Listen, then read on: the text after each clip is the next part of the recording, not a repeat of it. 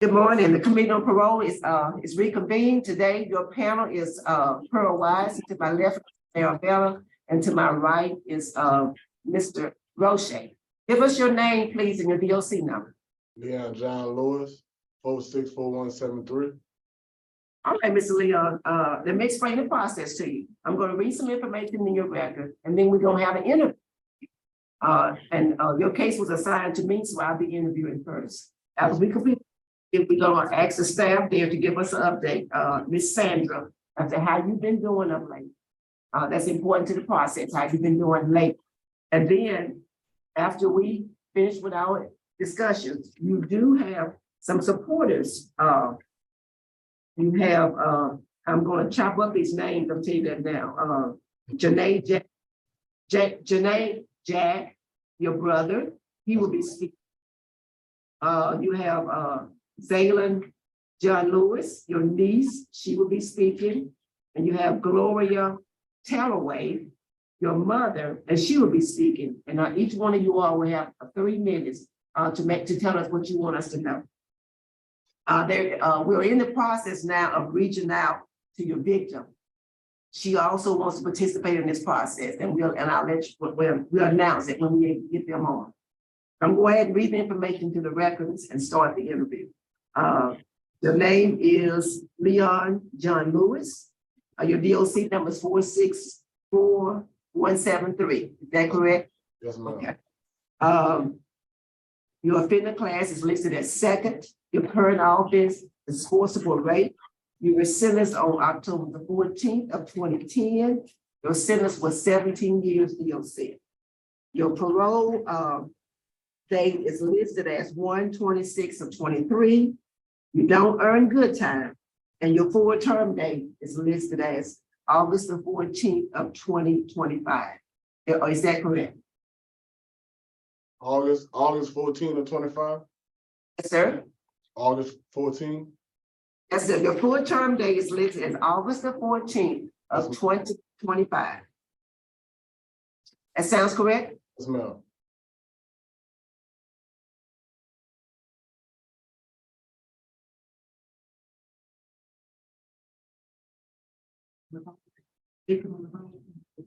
Okay. Okay. You were arrested on this offense on August the 15th of 2008. Is that correct? Yes, ma'am. What took so long to get to in the criminal justice process? What took so long? I don't know, ma'am.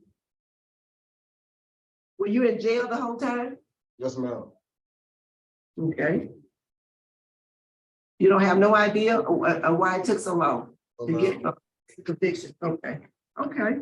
Tell us what happened. Well, I come home one night. I was drinking one night, and I'm thinking it was her mama. And when I come to my senses, it was her. Okay. All right. And that's what happened. Yes, ma'am. It was only one time. Yes, ma'am. Okay. I do want to inform you, as a part of this process, we reach out to the law enforcement community to get their opinion, and there is opposition to your early release. The young lady was age 12, and she was pregnant. You do know that, right? Yes, ma'am. And you still maintain to this panel today that it was a one-time thing. Yes, ma'am. Okay. Have you had an opportunity to take any sex offender treatment? I was in the class in Cottonport, but the list was, I had listed in the class at Cottonport, but the list was long in DOC. So I got shipped from Cottonport to Allen, and I was trying to get in the class over there, and they had a long list as well. Okay, so the answer is no, you have not had sex offender treatment. No, ma'am. Okay. I saw where you took victim awareness from May 17th of 21 to August the 9th of 21. Yes, What ma'am. did in victim awareness? Ma'am. Tell me about 3 things you learned in victim awareness. There was, telling us, teaching us how to, What you learned? Tell me what you learned. what I learned. Mhm.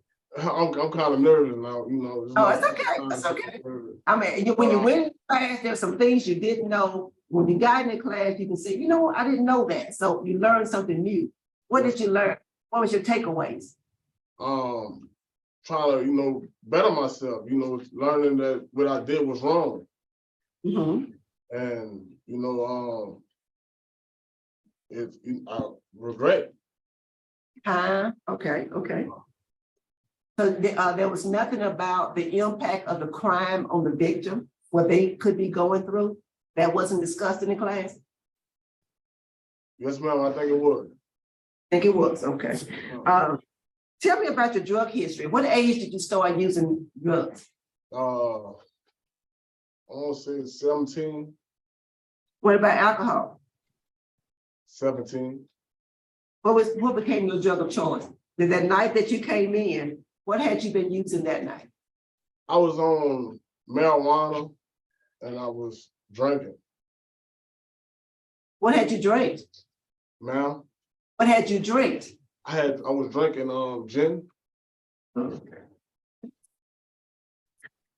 Marijuana and gin. Yes, Okay. ma'am.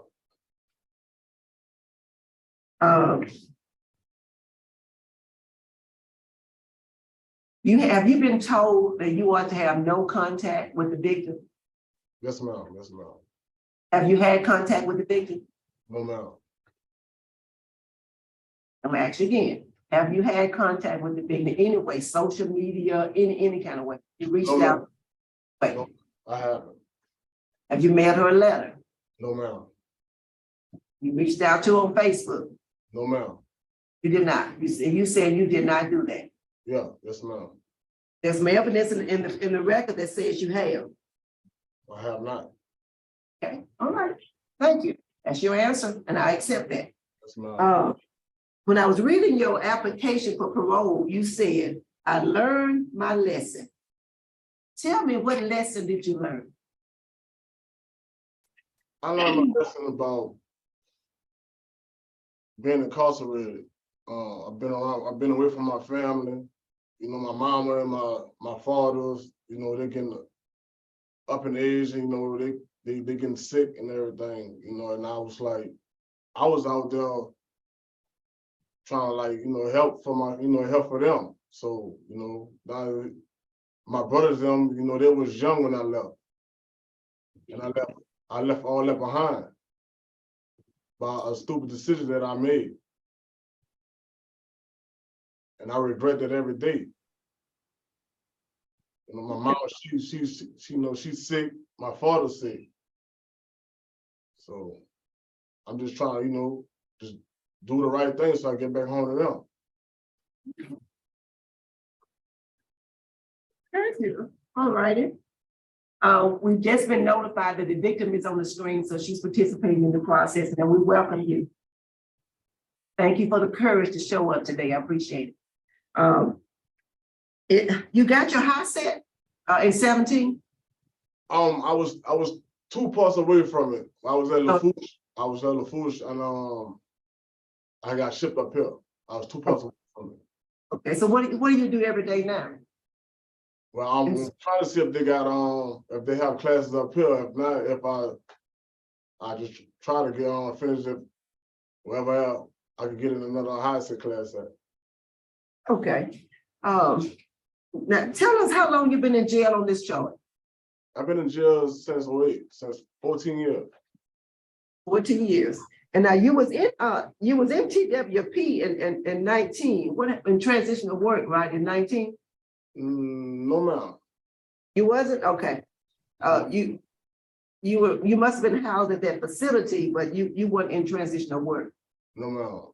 I went to Lafourche Parish though. No, I'm talking about tangible hope when you was in tangible hope. Oh yes, ma'am. I was over there in 19. Yeah, but when you were not in that work release program. No, ma'am. No, ma'am. Oh, okay. Because you just got it valued in December. So what kind of jobs have you had in the prison system since in these 14 years? Working in the kitchens, buffing floors, doing hard jobs, garden. When I was in Allen, I was in prison industry. That's carpentry. Mm-hmm. Have you learned a trade? Have you had an opportunity to learn a trade? Yes, ma'am. What trade have you learned? I know how to do carpentry and all that. A lot of carpentry I know how to do. I know how to wipe floors and all that. Okay, all right. I do want to state on the record that you do have a very nice letter from the La Cruz Parish Sheriff's Office, dated 9/21/21. So you must have made a good impression while you were there. Yes, ma'am. Yes, ma'am. Okay, and you do have 790 days of programming. That's a lot of programming.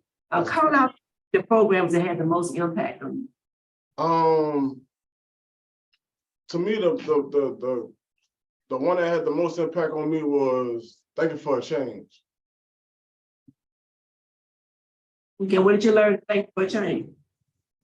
Thank You for a Change is a class that it teaches you how to think before you act. Act before you act out. So I feel like that helped me a lot. That helped me because when I was out there, I never did thought. I just act before I thought. So by me taking that class, it showed me, you got to think about everything that you do because there's consequences behind it. And like I say, I wasn't doing that at first. Okay. Mm-hmm. Do you have any children? I have two. What's the ages of your children? My son is 15, and well, my daughter that's supposed to be for me, she's 15 as well. Oh, okay. Okay. All right. So you have a 15-year-old daughter. Yes, ma'am. If we have some tools that we use to try to figure out how best to manage your case. One of them is called a needs assessment, and you came up high in education and in antisocial thinking. So I'm hoping that the thinking for a change is going to address that. But I do want to encourage you to go ahead and work toward that high set. You definitely, but you do also have to go tighter. Now you have some history of domestic abuse battery. Tell us about that. I think it was in 2005. Yeah, I went to jail because the female that I was dealing with, we had separated, but she started messing with one of my partners. So, that's why I went to jail for domestic abuse. But you didn't think she should do that. No, You should have some input on who she dates after she dated you. Well, it's not about me having input on who she dated. It's just like, that's my partner. The guy who she was messing with. I heard you. I heard you when you said it the first time. I heard you. If you had an opportunity to speak to your victim while you speak to us, what would you tell her? I apologize. I'm sorry from the heart. I wish I never did what I did. I regret it every day. And I'm sincerely sorry for all the pain that I caused her, her family. I'm sorry. All right, thank you. That's all the questions I have. Anyone else? Yes. Okay. Mr. Johnlouis. Yes, sir. Good morning. Good morning. Mr. Johnlouis, I'm going to advise you some laws of the state of Louisiana. First of all, in an official meeting of any state commission, board, or body, it is against the law to tell a lie. It says something that's untrue is actually a violation of Louisiana law when it's done before its official body. I'm going to ask you a couple of questions. Yes, sir. Do you have a Facebook page? I don't have a Facebook page. And what I'm looking at right now is not your Facebook page. I don't have a Facebook page that I never made one. More probably my brother's cousin more probably made one. I don't have none. But even if you didn't, it's against the law to be incarcerated and on social media. Well, I never knew that.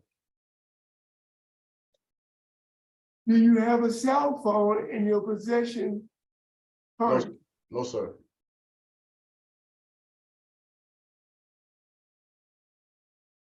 Thank you, Mr. O'Shea. Any other questions? Miss Sandra, what can you tell us about Mr. Leon? Not much. He's only been here since December the 16th of 22. Just hired in as his in-dorm barber. That's the extent of it. We don't have anything else on him. He's going to be the in-dorm barber? Yes, ma'am. Oh, okay, all righty. Each of Yes, our dorms has their own barber in their dorm. Okay. When you talk about his skills, he didn't mention barber. In your records, do you have any of his disciplinary information, his last DBs or anything? No, ma'am. His previous facility did not send me anything except for his rap sheet. That's it. All right, thank you. Leon, I forgot to ask you there. How many write-ups have you had in these 14 years? I think my last write-up was in 2012. And what was that for? I had an aggravated aggravated work offense. Okay. I had got up late to go to work. How many write-ups would you say you've had? Ma'am?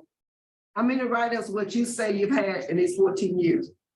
I say about 3 of them, about three write-ups. Right. That's real good, real good. Okay, so the questions we have, we're gonna let your speakers now. We can start with your brother, Mr. Jack. Mr. Jack, would you and tell us what you would like for us to know? I'm Michael, speaking on behalf of my brother, Leon. He was a great role model. He kept the family together, and we just praying that he come home. Thank you for your input. Thank you. Okay, go ahead. Okay, the niece is with you as well. You want her to let her speak now. Your niece. I'm Zayalin. I'm his niece, speaking on his behalf. He was a great uncle. He was a great role model, and he kept our family together, and we just ready for him to come home. Thank you. Thank you for your input. Okay. Miss Gloria, she in the same room? Oh, Miss Gloria, okay. We can't hear you, Miss Gloria. Hold on, ma'am. I'm trying to find it out. You got it. I can hear you now. Okay. Yes, ma'am. What would you like us to know? Well, like I said, ma'am, my son been gone for a long time. I'm speaking on behalf of Leon Johnlouis. He is a great role model. You know, my other kids looked up to him and everything, but my son been gone for years from me. You know, and I'm just praying and hoping that he can come home. I got a lot of health issues. As a matter of fact, I'm on my way to the doctor right now. Thank you. Thank you for letting us know. Thank you for participating. All right. Thank you. Go ahead.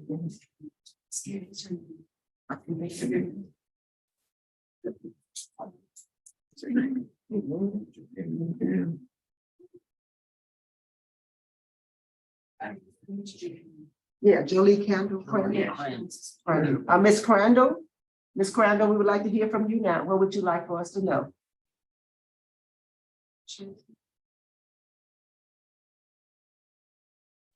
Nothing really. I just don't want him to contact me. I don't care if he get out today or tomorrow. Just don't contact me. Just leave me alone. That's it. I don't care about none of this. I just want him to leave me alone. Him and the rest of his family, whatever. Yeah. Okay, Mayor, would you go ahead and state your name for the record? Jolie Crandall. Yes. Thank you. All right, thank you, Mayor, for your participation today. We appreciate it. No problem. All right, so Mr. Leon, what would you like us to know before we vote? Like I said, I'm just sorry for everything. I'm just trying to get back home to my family and take care of them. You know, that's all I want to do. All right, thank you. All right, the panel ready to vote? I'll be voting first. The case was assigned to me. Mr. Leon, your statements today do not always match the record. And she's not concerned about she's not against you in terms of getting out your freedom. And that's the thing, to not have victim opposition. You don't. She just want to be left alone. You've done enough to her. She want to be left alone. Whatever that means, and I believe you know. That's what she's asking. And I'm asking you to grant that. And don't let this go up because the law is on her side. Yes, ma'am. For me, today, my vote is to deny because of that. You do not have a sex offender treatment program. You do not have it. And that's it. That's going to be vital. You had a minor victim. I'd like to see you take victim awareness again. You had no awareness of the victim when I asked you. In that class that long, you had no awareness of it. And I also like to see you get some kind of trade so that you can stay out. And I see a need for substance abuse, long-term substance abuse treatment. But that is my vote. Mr. Roche? Mr. John Lewis, Yes, sir. based upon the victim did oppose in the record that I have. The DA's office was opposed. Law enforcement was opposed. You have a history of violence. You've had no sex offender treatment. For all those reasons, I'm denying your request. Thank you, Mr. Roche. Ms. Maribel? Thank you, Madam Chairman. My vote is the same for the same reasons as my two colleagues. Mr. Leon, your application for parole has been denied today. I encourage you to make applications so you can get moved to a place that offers that sex offender treatment. And I'd like for you to sit on the front row, really pay attention and really learn. But your parole has been denied today. Best wishes to you. This completes our business at Bayou. We thank you for accommodating us this morning. Y'all have a good day. Thank you, you too.